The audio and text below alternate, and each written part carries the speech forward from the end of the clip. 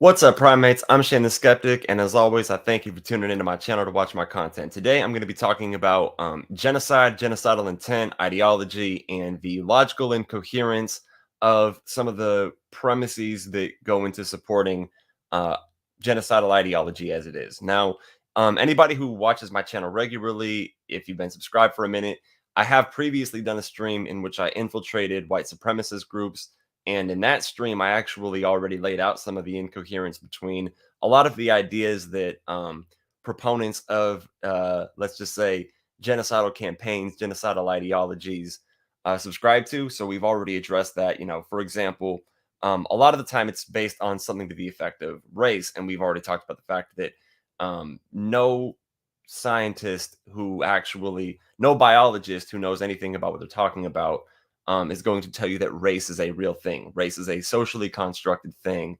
But race isn't the limited topic that today is about, because today is about genocide, which could be based on all types of different types of demographic identifiers. So we're going to get into that. So obviously, first we want to begin by defining our terms, right? Because um, even genocide, I thought that I understood the definition for at first, prior to um, studying genocide and genocidal ideology. But what I realized was that I was slightly mistaken in what it was, because we all know suicide is to kill oneself, homicide is to kill somebody else. My thought was genocide meant to kill multiple people, meant, something to the effect of thousands. Not that I knew exactly what the fixed number was, but I was thinking, yeah, because we all know, when you think about genocide, one of the first things that comes to mind is the Holocaust. That is like the I mean, this could be regional, but I mean, for me, when I think of genocide, that's the first thing that comes to mind. Of course, we have other examples, the Rwandan genocide, for example. I mean, I don't even know about all of the examples of genocide that have taken place throughout history and continue to today. But one of the benefits of studying this and understanding the way that this ideology works is, when you see people who are actually proponents of genocidal ideology, and when you see one of the five foundational claims of genocidal ideology being made, for example, by politicians here in the United States, we actually see this with Republicans, and I'm going to get into that later, with respect to the LGBT community. Um, Knowing how to identify this is very important, because how do you address problems when you don't even see them, right? The first step to solving or addressing any problem is, of course, acknowledging and identifying what that problem is. So, anyway, getting started, I want to begin by defining terms. Now, let me see if I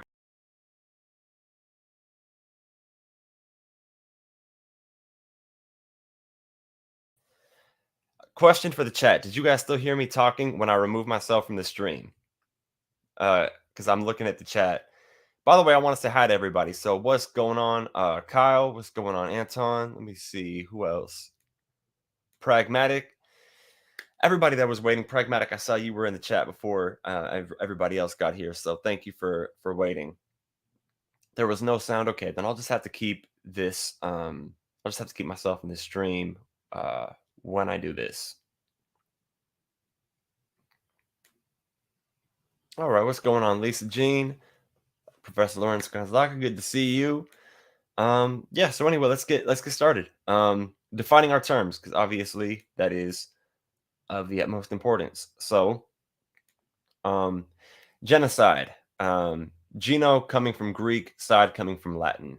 Geno meaning family, tribe, or kind. Think of a type, like think of genotype, right? For example, so geno, family, tribe, or kind. Then side, we talked about earlier, suicide, homicide, uh, and then genocide. All of them are referring to killing, obviously. So yeah, side is Latin, has a Latin root for to kill. So roughly, genocide, and you'll notice that I put this in bold here. It can be defined as the killing of a family, tribe, or kind. Now, that's going to be a very vague definition that I don't think is entirely accurate. And let me see. I'm sorry, everybody. I just got computer just started doing a weird thing where the The volume keeps going down on my thing. I don't know what that is all about. Okay, well, I don't need volume, so whatever.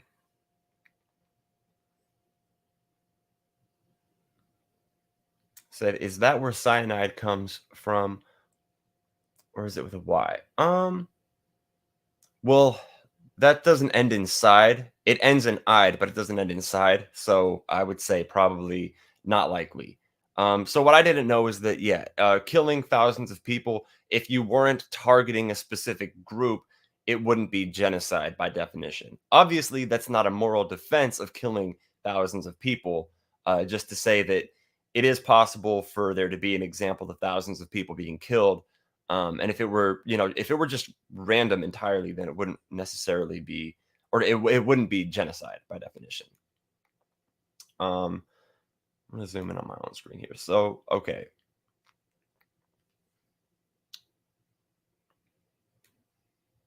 let me change this.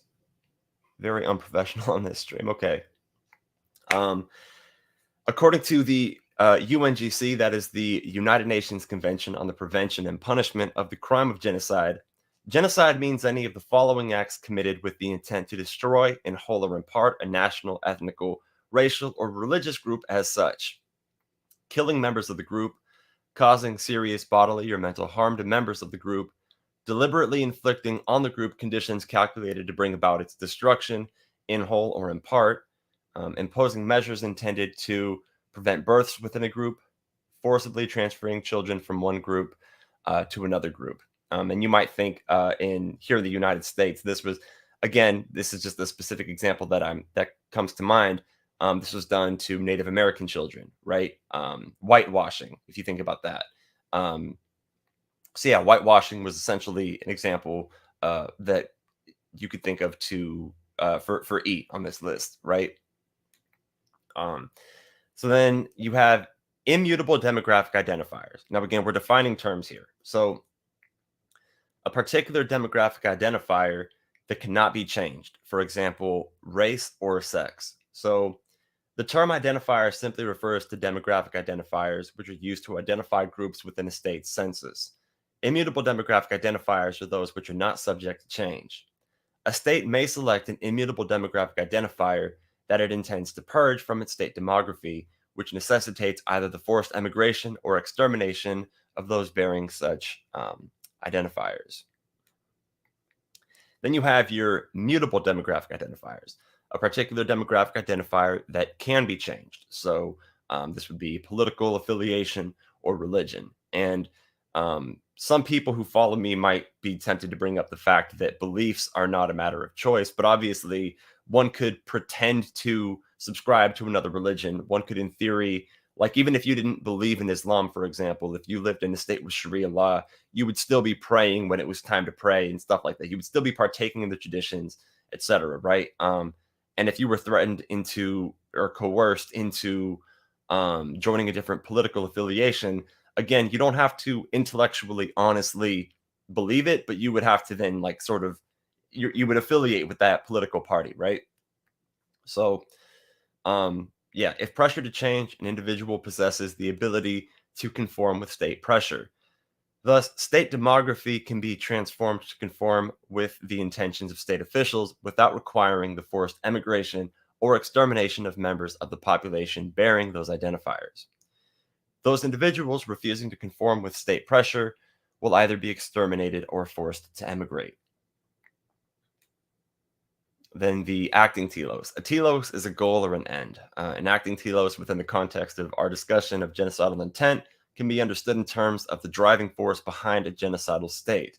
The acting telos behind any genocidal state is the intent to manipulate state demography to conform with the ideals of those in power.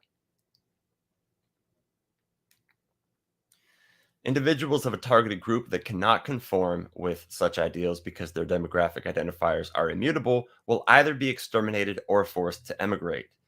Individuals of a targeted group that can conform with such ideals because their demographic identifiers are mutable may be incorporated into the new state demography. Otherwise, their refusal to conform necessitates their extermination or forced emigration.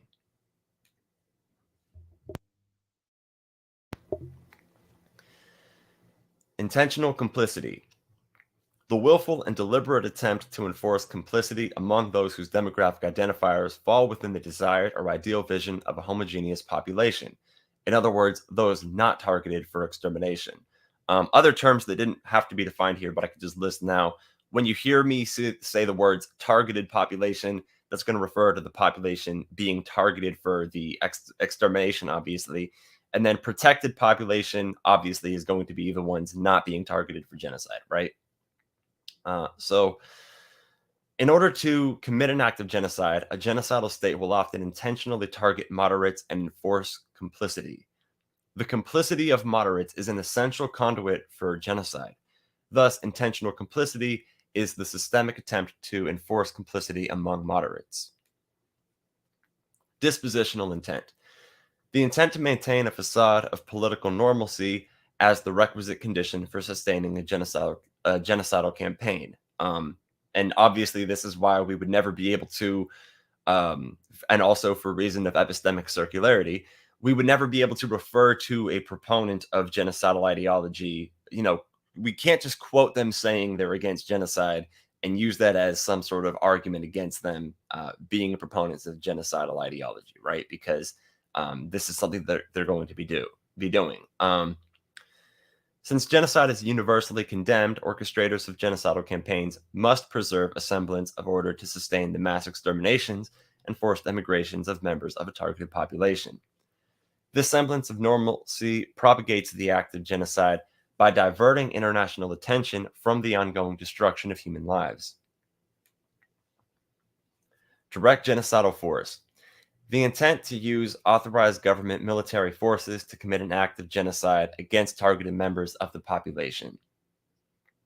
Then, indirect genocidal force is the intent to use non-governmental militia forces to commit an act of genocide against targeted members of the population. So think about here in the United States. This is something that I would be particularly mindful of, aware of when we look at groups like the Proud Boys, when we look at groups like pick your list of far right. And I'm not saying the far right is the only thing we have to worry about, but I think it's what we have to worry about mostly here in the United States, which I know not all of my viewers are in. So obviously, bienvenidos a todos en otras partes del mundo. But yeah, this is something that we got to take seriously. Is these militia forces? I mean, all of it needs to be taken seriously. I'm just putting emphasis on this. Because it's more plausible that this is the means going to be used to carry out acts of genocide, for example, against LGBT people, right? It's not going to be the military that's going to be doing something like that. So then, intentional denial. Kind of got to this already, but of course, going to go forward with it. The intent to deny an act of genocide is a necessary condition for participating in an act of genocide. The allegation that a genocidal state could have participated in an act of genocide is reframed and ultimately denied.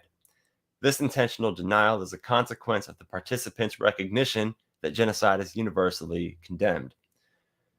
Prior to participating in genocidal acts, one must recognize that intentional denial is a consequence of one's participation. To participate in genocidal acts, then, is to intentionally, with foreknowledge, deny such participation. And let me go down here. All right, now further explanation on the way this works. The immutable demographic versus mutable demographic identifiers. And now, obviously, I should have prefaced this before I put this on the screen. This is the logic of the genocide, right? So this is not like me putting forth an argument. I just want to get that out of the way. This is not my own syllogism here. This is the syllogism of the genocidal ideology, which we're gonna get into the incoherence of soon. And I might make this a series. I might do more than one stream because obviously there's enough to unpack about genocidal ideology itself and its incoherence to take up multiple streams. There's a lot to go on about. But the syllogism would go something like this. So with the premises, one, there exists, so we're going on the immutable demographic identifiers first. So one, there exists reluctance to accept state-endorsed ideology. Such ideology seeks to purge a portion of the population within the limits of the state's domestic jurisdiction. A refusal to accept state-endorsed ideology is punishable by death or forced emigration. The manner of punishment is contingent on immutable demographic identifiers.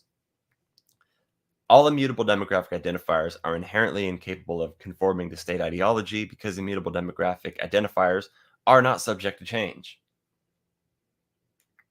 Conclusion: from those premises on the immutable ones, therefore, since all immutable demographic identifiers are not subject to change, and since those bearing immutable demographic identifiers cannot conform with an exclusionary state ideology, all those bearing immutable demographic identifiers are necessarily subject to either death or forced immigration. Now, for the for the mutable demographic identifiers, you'll notice the first three premises are the same. There exists reluctance to accept state-endorsed ideology. Such ideology seeks to purge a portion of the population within the limits of the state's domestic jurisdiction. A refusal to accept state-endorsed ideology is punishable by death or forced emigration. The manner of punishment is contingent upon mutable demographic identifiers. Mutable identifiers that are changed to conform with state ideology are not punished. So, keywords here. Mutable identifiers that are changed, because again, remember, this people who are being targeted on the basis of mutable identifiers have this option, right? They could say that they're now of a different political affiliation or religion if that's necessary, right? So they're not punished, but then mutable identifiers that are not changed to conform with state ideology are punished. Therefore, extermination or forced immigration is a necessary consequence for only those bearing mutable demographic identifiers who refuse to conform with state ideology. Those members of the targeted population that do conform with the state ideology will be spared. And that's what separates, obviously, the two different types of demographic identifiers. Now, most importantly, we're going to get on to the 5 foundational claims of genocidal intent. So, and then I'm gonna actually read from The Nature of Genocidal Intent by Dr. Jason J. Campbell, and I'm actually just gonna give you his articulation of the incoherence of each of these claims separately. So that's what I'm going to do after I read these out. So this is something you really need to look out for, is any of these claims. If there's one thing that you remember from this stream, if you got to screenshot it to remember this list, This is what you need to look out for in political speech. This is what you need to look out for amongst intellectuals putting forward ideas. I can't emphasize this enough. This is the most important part of the stream, is that you recognize these 5 claims right here. 1. The extermination of targeted group members is justified as a final attempt to strengthen a weakening nation. 2. The extermination of targeted group members is justified by the biological supremacy of the protected population. 3. The extermination of targeted group members is justified because they threaten the protected population. 4. The extermination of targeted group members is justified because of socio-biological incompatibility. 5. The extermination of targeted group members is justified because of their inherent parasitism. So let's look at claim 3, for example, right? I talked about this before, how you have Marjorie Taylor Greene. She's saying that in a few decades, there probably aren't going to be any straight people left. So this is putting forth the claim that the LGBT community is a threat to the existence of heterosexual people. And if one is to adopt that belief, then one has adopted one of the 5 foundational claims of genocidal intent with respect to LGBT people. And this is one of the reasons I think that this kind of political speech needs to be called out, because that's what is getting promoted.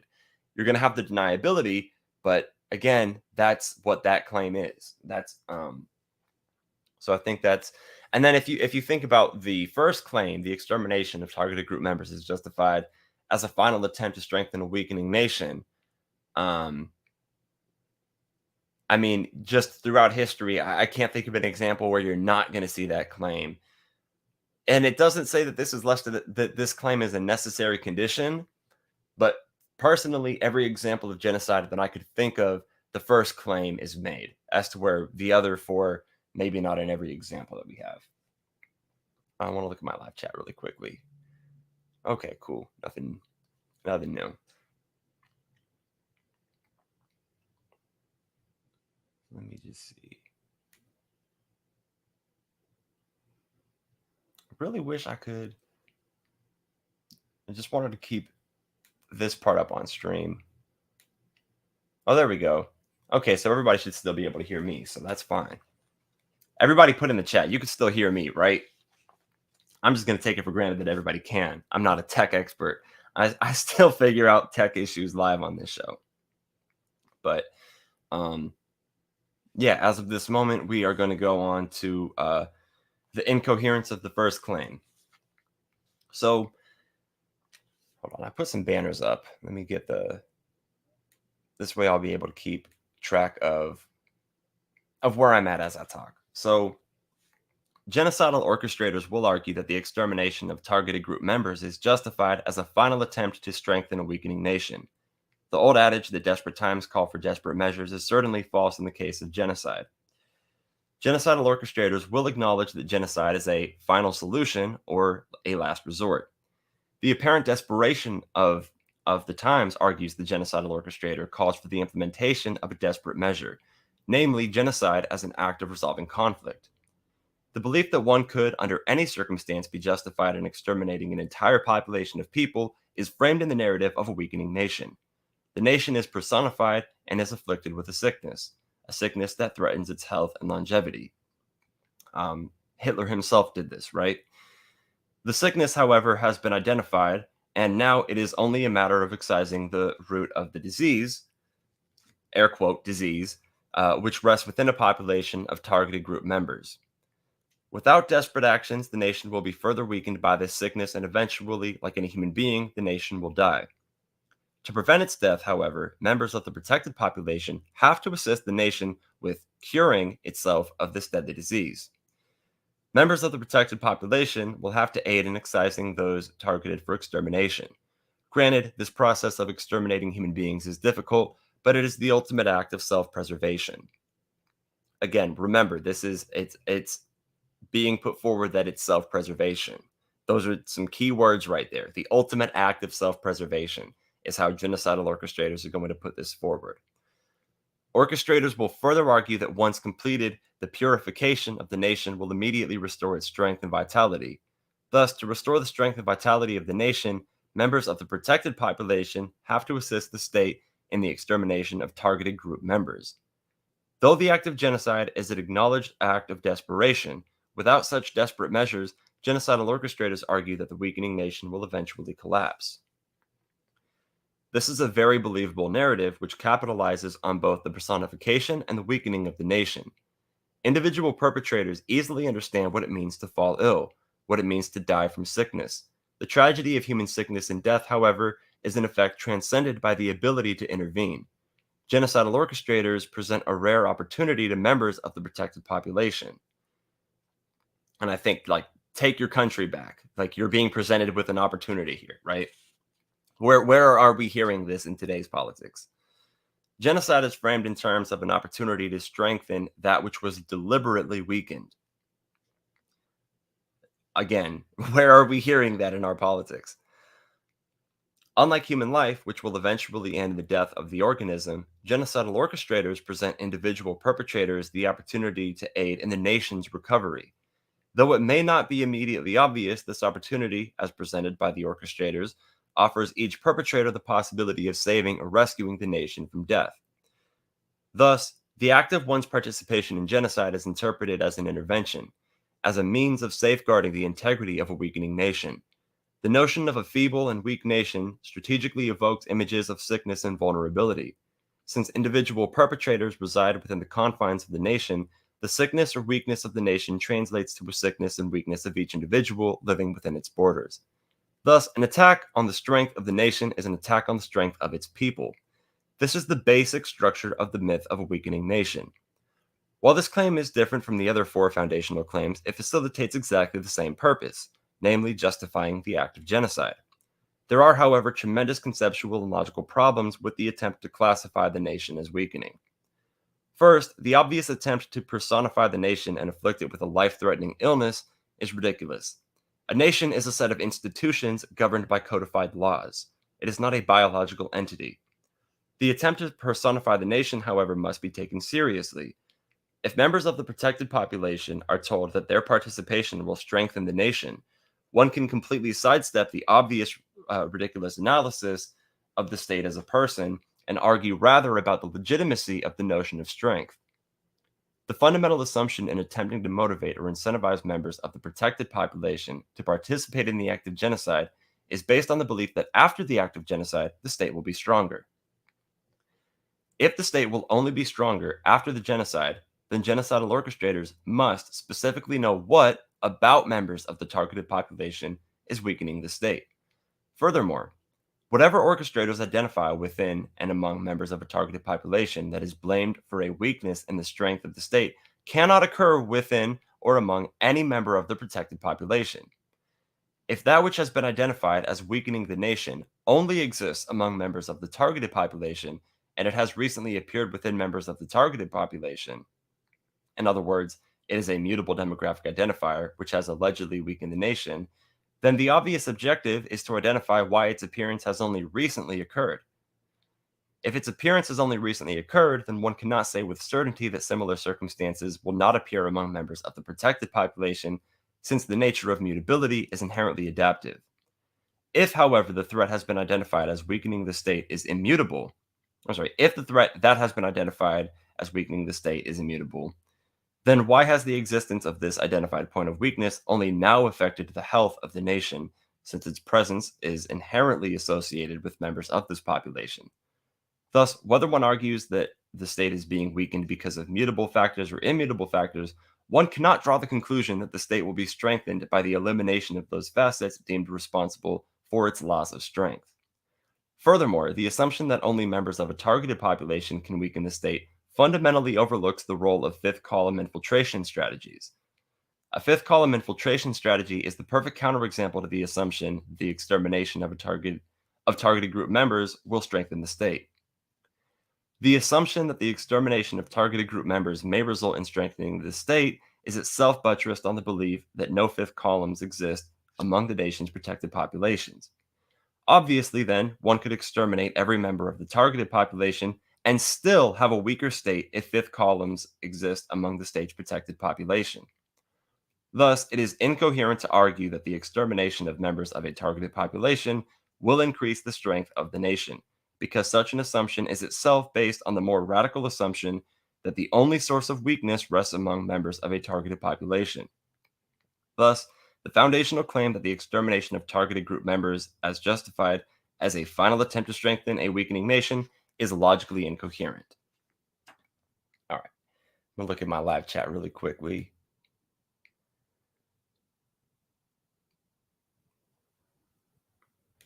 Race, no. Ethnicity, yes. Yep, probably with respect to what I said earlier. Yeah, race does not exist, ethnicity does, and many people conflate the two. So, yep, no disagreement from me on that.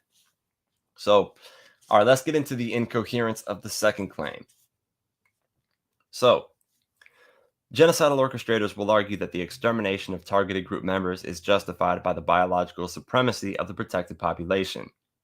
The assertion for biological supremacy is often used as a means of justifying one's participation in an act of genocide. There is allegedly some association between biological supremacy and the right to exist. To be perfectly honest, I've never fully understood the argument for biological supremacy. Let's assume, however, that the argument for biological supremacy is structured as follows.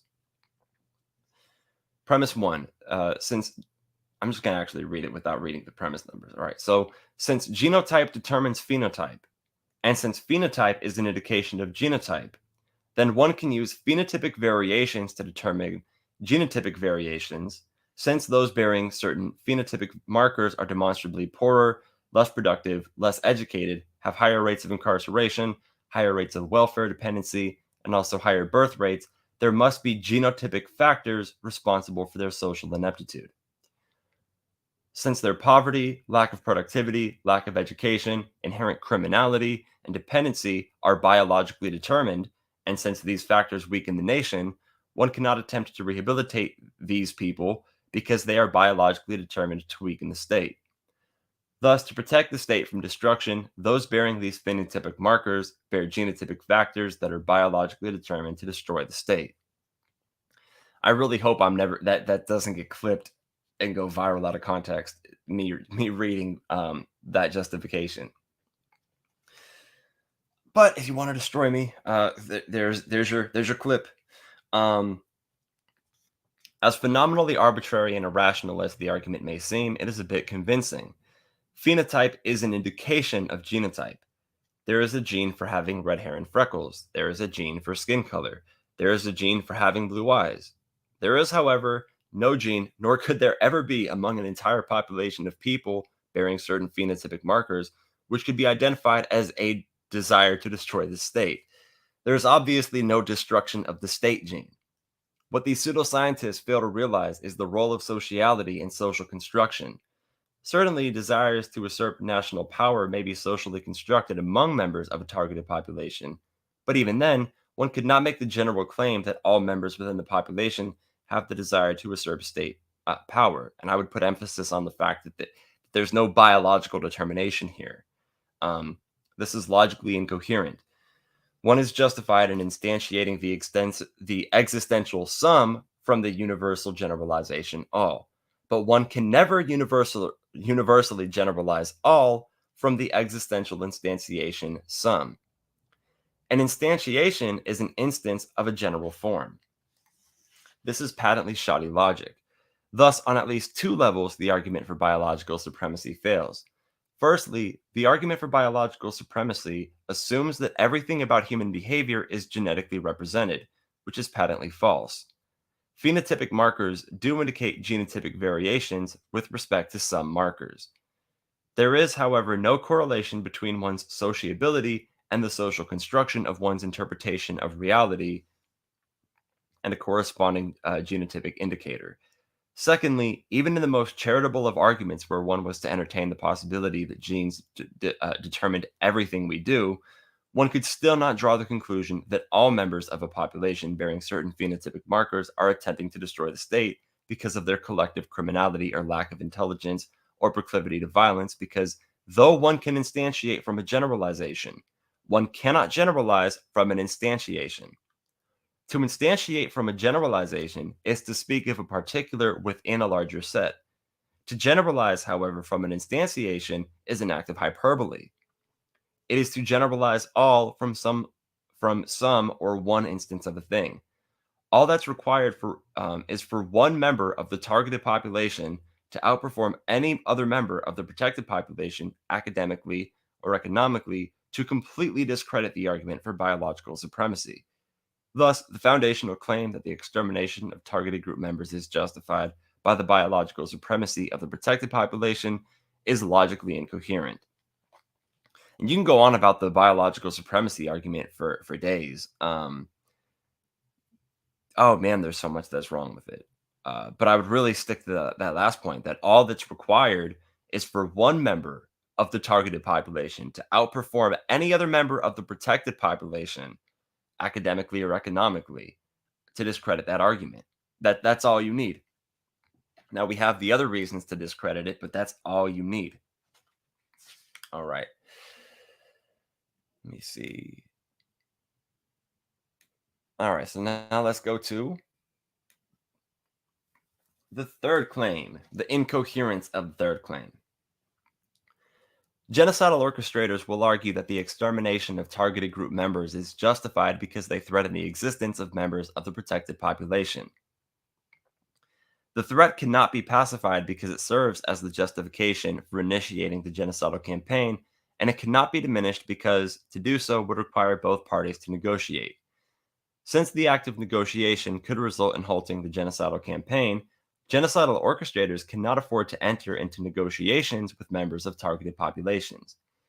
Thus, the perceived threat can neither be pacified nor diminished.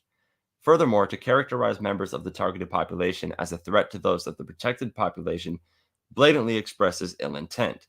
The threat, however, is articulated in terms of a fundamental threat to the existence and longevity of members of the protected population, the manifestation of which would annihilate the population entirely.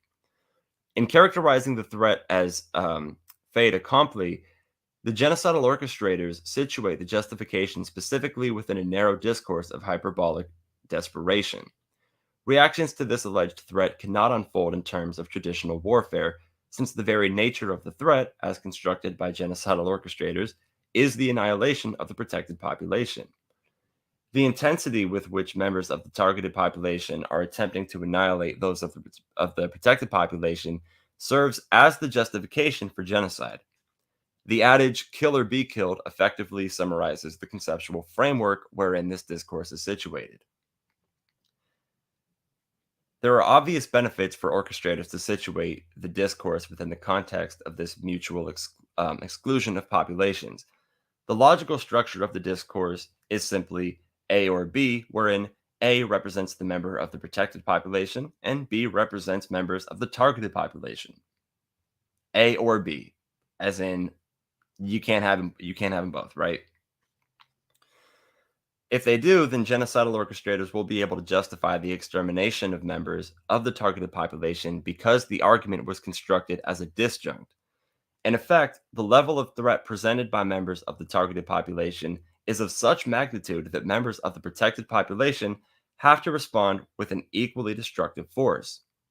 Hence, it would be argued then that the intent was not to annihilate members of the targeted population directly as a consequence of subscribing to genocidal intent, but indirectly as a response to the severity of the threat.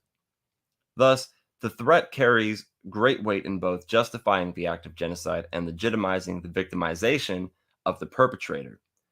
It is through a sense of victimization that genocidal orchestrators can galvanize a nation of alleged victims to prevent members of the targeted population from utterly destroying their population.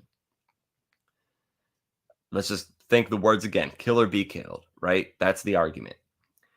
There is, moreover, a deeper function that the attribution of this threat serves in initiating the genocidal campaign. For genocidal orchestrators, if members of the protected population subscribe to the belief that the argument is inherently one of mutual exclusion, that either they live or we live, then orchestrators can initiate the campaign and justify its initiation in terms of a preemptive strike against those that would otherwise annihilate members of the protected population.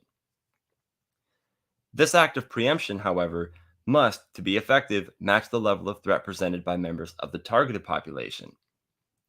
Since the level of threat is described in terms of annihilation, and I need to reiterate what Marjorie Taylor Greene said about one day there's not going to be straight people anymore. That is what comes to mind when I read this. Anyway, since the level of threat is described in terms of annihilation, to be effective, the level of engagement by members of the protected population must also be described in terms of annihilation. Thus, the discourse is, from the very inception, described in terms of utter annihilation. The benefit of locating an alleged intent to destroy within the targeted population justifies the intent to destroy by orchestrators of the protected population. And this is why members of the targeted population can be, in a sense, harmful to their own community, their own population, if they do actually do that, because obviously that wouldn't be representative of their entire group, but that then gives the justification or helps make the justification to the protected population. So I think people should watch out for that when they go to counter these kinds of ideas. When people go to counter bigotry, don't just be bigoted in reverse, because then all you do is give the actual initial bigots the ammunition that they're looking for to justify what they're saying. And that's not good. That doesn't help you, right? Thus, the intent to destroy is transposed from genocidal orchestrators to members of the targeted population. This act of transposition then purposefully locates genocidal intent in those that have precisely been targeted for extermination. By supposedly identifying the intent to destroy among members of a pre-selected population, orchestrators justify their hidden genocidal intent and redefine it in terms of a preemptive response to the genocidal intent of members of the targeted population. Genocidal intent, then, is transposed and subsequently redefined. This act of transposition and redefinition serves as the justification for the original intent to destroy. As seemingly justifiable as this argument appears, it is riddled with logical presuppositions and inconsistencies. First, the claim that members of the targeted population threaten members of a protected population, and the threat can only be interpreted in terms of the mutual exclusion of each party, supposes a false dichotomy.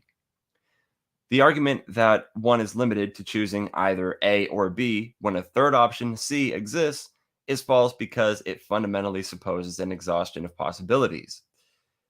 The assumption of the exhaustion of such possibilities to only two options, thereby constructing the false dichotomy. The false dichotomy is false because the assumption did not include within its scope the possible existence of C. One can easily argue that there are limitless possibilities threatened populations may choose to engage that threat other than choosing to participate in an act of genocide. Since at least one alternative to genocide exists, the attempt to construct the discourse of engagement in terms of the mutual exclusion of each population is inherently false. With respect to the assertion that genocide is a justifiable response to a threat posed by members of a targeted population, if the protected population is acting to preempt its own annihilation, but in turn contributes to the annihilation of members of the targeted population, then what is certainly justified in challenging the argument for preemption? The assumption here rests in the belief that the act of genocide is justified by the perceived threat. Since the threat is perceived in terms of annihilation, orchestrators allegedly justify the act of genocide by reciprocating the level of force. However, if the attempt is to safeguard members of the protected population, then orchestrators face a threshold problem. At what point in the act of genocide are members of the protected population safeguarded from this threat? For example, if the targeted population is comprised of 500,000 people and it is alleged that they present a fundamental threat to members of the protected population, then at what point in the extermination of those 500,000 people are members of the protected population effectively protected from that threat? If all but two people of the targeted population have been exterminated, can orchestrators legitimately continue to argue for the veracity of that threat? Thus, at specifically what point in the annihilation are members of the protected population safeguarded from the threat? To argue that safety can only be attained with the total annihilation of members of the targeted population seems too extreme, as evident in the example of two survivors. To suggest, however, that there is a fixed number of deaths that will guarantee safety seems completely arbitrary. Thus, irrespective of any attempts to quantify safety in terms of death count, there could be no demonstrable method of verifying safety if the attempt to verify safety is constructed in terms of extermination of targeted group members and its correlation to increased security. Clearly, correlation cannot prove causation. Thus, the mere attempt to correlate an increase in the deaths of members of a targeted population with an increase in the level of security throughout members of a protected population cannot prove that the annihilation of those people contributed to the increase in security. Thus, the foundational claim that the extermination of targeted group members is justified because they threaten the existence of members of the protected population is logically incoherent. And I got just two more to go. I'm going to look at my live chat really quickly, though. Okay, cool. All right. Now I do realize that I blocked the fifth one with the banners, so I'll have to work on that when I get to the fifth claim. But we're still on the fourth one for right now. So, once again, thank you everybody. I'll say thank you everybody who has been tuned in this entire time. All the people who are watching in the future. Yeah, como siempre, muchas gracias por mirando mi contenido.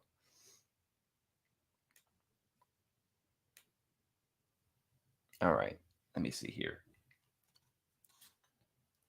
Okay, the incoherence of the fourth claim. Genocidal orchestrators will argue that the extermination of targeted group members is justified because of socio-biological incompatibility. As we've seen in the critique I'm sorry. As we've seen in the critique of the third foundational claim, this claim assumes the mutual exclusion of populations. Thus, the same critique of assuming a false dichotomy can be applied to the fourth claim as to the third. So already we're at the same logical fallacy here. But it just begins with that, right? And yeah, committing a logical fallacy is never never a good place to start when you're trying to support an argument. Moreover, this claim makes a further assertion not articulated in the discussion of the third claim. The attempt to argue for the socio-biological incompatibility of respective populations is substantiated by the belief of the racial and biological supremacy of one group and the inferiority of the other. The argument for socio-biological incompatibility, as we have seen, is complicated by intergroup identity and a refusal to acknowledge intergroup dependency. Right there, and a refusal to acknowledge intergroup dependency. That, I think, in itself debunks the entire argument. And that's why I would probably say of these 5 foundational claims, yeah, the fourth one is probably the easiest one to go off of. Because if you have any isolated country and it's not doing any trade with any other countries, any isolated group not doing any trade with any members of other groups, yeah, that's not going to strengthen them by any means, is it? Right? There is intergroup dependency. We live in a world where we depend upon one another, different ethnic groups, different nationalities, people in different nations. We depend on one another in this world, which I think is a beautiful thing. But anyway, the argument is simple. If, as social beings, we are identified in terms of our social interconnectedness, one cannot subscribe to this notion of social interconnectedness and also subscribe to the nature of genocidal intent, because the intent to affirm any intergroup dependency negates the possibility of extermination. The destruction of a targeted population would adversely affect the protected population because of the intergroup dependency shared between each group. It is, however, precisely this intergroup dependency the genocidal orchestrators seek to deny. The act of genocide is an attempt to disprove the reality of intergroup dependency by affirming intragroup solidarity. Genocidal orchestrators must assume the position that intragroup solidarity can exclusively sustain the various needs of the group. To assume that members of the protected population needed members of the targeted population to sustain their own livelihood would create dependency on the targeted population. This dependency would be contrary to attempts to exterminate members of the targeted population. Thus, genocidal orchestrators are forced to defend intragroup solidarity.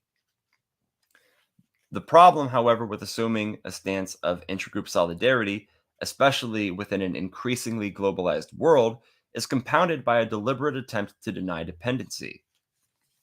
And they can go on for days trying to deny that dependency, but they're just going to make themselves look fucking stupid, right? I mean, just the facts are just not in their favor. If genocidal orchestrators are to truly assume intragroup solidarity, it must be the case that the group is entirely autonomous and self-sustaining. Read that again. It has to be entirely autonomous and self-sustaining. And it's not. So we're done here. I'm gonna keep going with this claim. If there are intergroup dependencies with other groups, for in other words, other than the targeted population for natural resources, economic gains, military alliances, or any national dependency beyond the confines of national borders,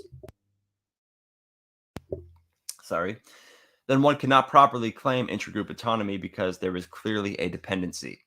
If, however, in purely conceptual terms, and to be the utmost charitable to an objector, members of the protected population were in fact fully autonomous and self-sustaining, then one would still have the difficulty of demonstrating how this autonomy leads to the perceived socio-biological incompatibility of each group. So, in other words, even if they were right about their lack of dependency on the other group, they still wouldn't be supporting their argument that we're socio-biologically incompatible. And they're just making so many errors that it's easy to look past some of them, because how do you catch them all, right? 1,000 tennis balls are being thrown at you and you're standing there with one racket, like how do you get all these errors? In fact, one may argue that the attempt to justify a sociobiological incompatibility for a fully autonomous and self sustaining group is merely a means of protecting group resources. In effect, the argument for sociobiological incompatibility is an attempt to justify greed. Very skillfully, the discussion has shifted ever so slightly from what is at stake, namely the truth to the claim that these groups are sociobiologically incompatible, to a discussion of group autonomy and sustainability. In shifting the discussion to sustainability, members of the protected population, in other words, those claiming autonomy, can sidestep the question of incompatibility. So they're sidestepping the very thing that they're arguing for, and you get lost in that in the rhetoric. Thus, there may be validity to the claim that as a member of the protected population, no dependency rests in members of the targeted population. However, to then make the claim that since no dependency rests in members of the targeted population, there is an incompatibility between populations is a non sequitur. Again, it's just riddled with fallacies, right? There is no line of reasoning connecting the alleged autonomy of one group, which is certainly questionable, to the incompatibility between groups. The non sequitur is constructed under the guise of autonomy and self sufficiency, as members of the protected population are self sufficient and members of the targeted population are dependent. This argument, in turn, evolves into allegations of parasitism, which will be discussed in the next foundational claim. The problem, however, with the assertion of socio-biological incompatibility rests in the assumption that intergroup solidarity necessitates intergroup incompatibility. As we have seen, this assertion results from a non sequitur, and it is thereby false. Thus, the foundational claim that the extermination of targeted group members is justified because of socio-biological incompatibility is logically incoherent. So, at least two fallacies and one falsehood within one claim. To have two fallacies and a falsehood within one single claim is wildly embarrassing, philosophically speaking. Now, I'm going to take the banner down so that people could see the fifth claim, because we're finally at the incoherence of the fifth claim, and that is that the extermination of targeted group members is justified because of their inherent parasitism. And I will say, thanks again. I'm honestly surprised that as for the live stream, it looks like close to the same number of people that were here when I started are actually still here now. So, again, thanks for everybody for tuning in and being here. I'm glad to have been heard out for this today. I think it's an important topic. As boring as it might be to talk about or hear about, it's important. Sometimes that which is important to discuss is boring, right? No matter what worldview you subscribe to. All right, so let's do this. The fifth claim, cool.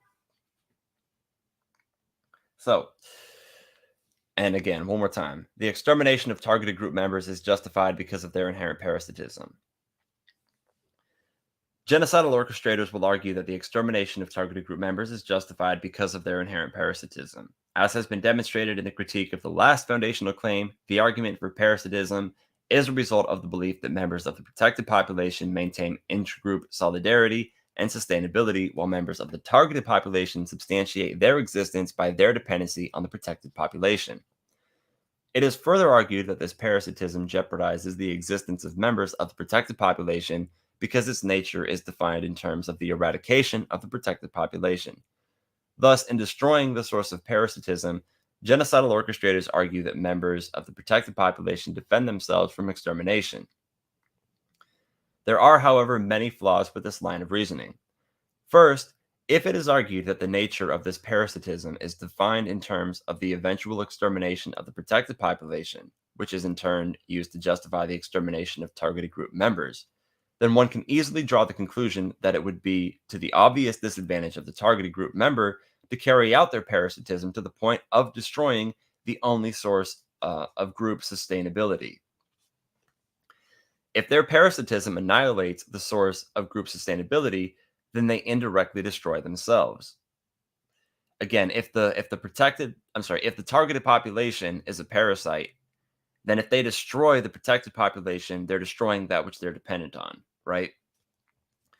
To use Occam's razor, even if we grant the supposition of parasitism, it is less likely that such parasitism would result in the utter destruction of the source of group sustenance because the annihilation of members of the protected population would result in the destruction of the targeted population. Thus, the attempt to annihilate members of the targeted population, as such, on the basis that the parasitism will invariably destroy members of the protected population, fails to recognize the improbability of such a stance. Furthermore, I would say it also fails to recognize that it's impossible. I think that's important. Furthermore, the assumption that members of a targeted population are the source of parasitism and therefore deserve to be exterminated denies the interdependency of diverse populations. To be charitable and grant the allegation of parasitism, the argument results in the improbability of the very claim that such parasitism will lead to the annihilation of the protected population, since as a source of nourishment, the protected population cannot be destroyed by members of the targeted population without destroying their own group. However, the denial of the claim that members of the targeted population are in fact parasitic can be justified by the interdependency of these seemingly disparate populations. Where groups are demonstrated to be interdependent, one cannot wield allegations of parasitism. Thus, any demonstrable instance of interdependence challenges the claim of parasitism. So, a lot of the same problems with the last claim, right? Since by definition, genocidal campaigns have a specific duration, one need only identify instances prior to the genocidal campaign where dependency was shared. Where dependency was shared, the allegation of inherent parasitism is undermined. Where an earlier interdependency has been demonstrated, one cannot hold claim to an argument for parasitism. Though it may be true that members of the targeted population have an increased dependency on the protected population at this particular time within the group's shared history, it is hyperbolic to then classify that increased dependency in terms of parasitism.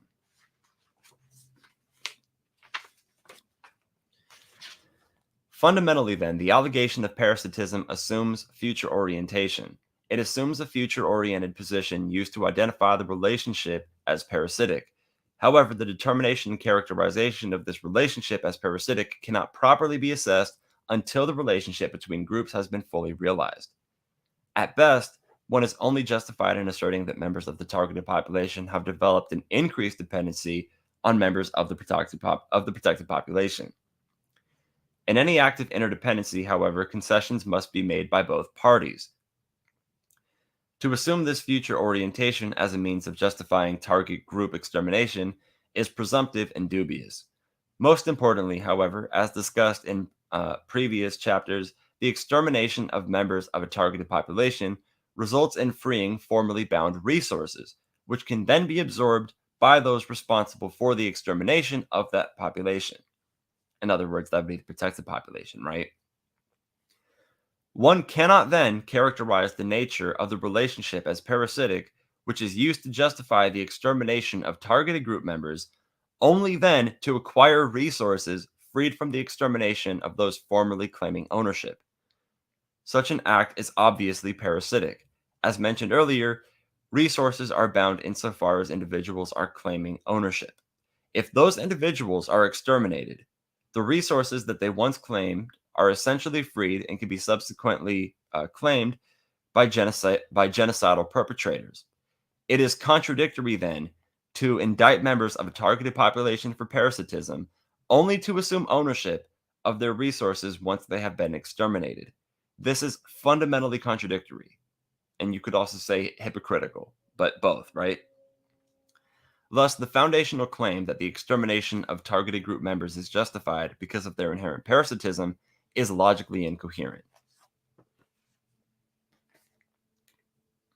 And that summarizes, and I could do further streams about the same topic. I could make further articulations of my own about what was discussed here today, about each of those claims, the incoherence of those claims, examples of today's politicians making these claims.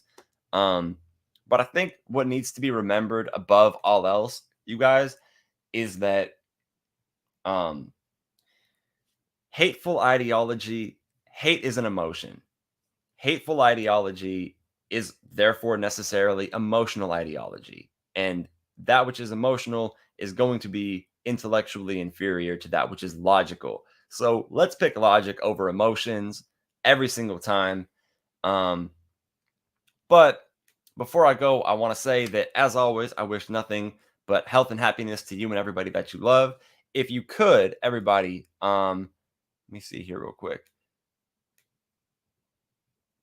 If anybody wants to contribute to the content, you like what I do, that's my Cash App, that's my PayPal. I don't do this shit for a living, so I'm gonna keep doing what I do, whether I never make a dollar from it or not. But what's really important to me is that if you can click like, if you click subscribe, you can share this. If you're on YouTube, click the share button. Anything that you could do to get this out there, that is always helpful. And even just those of you who stick around and watch the content, you get me more view time. So I just want to make clear that um, contributing financially is not the only way in which a person can contribute to this channel. Once again, wishing nothing but health and happiness to you and everyone that you love. Stay safe, everybody.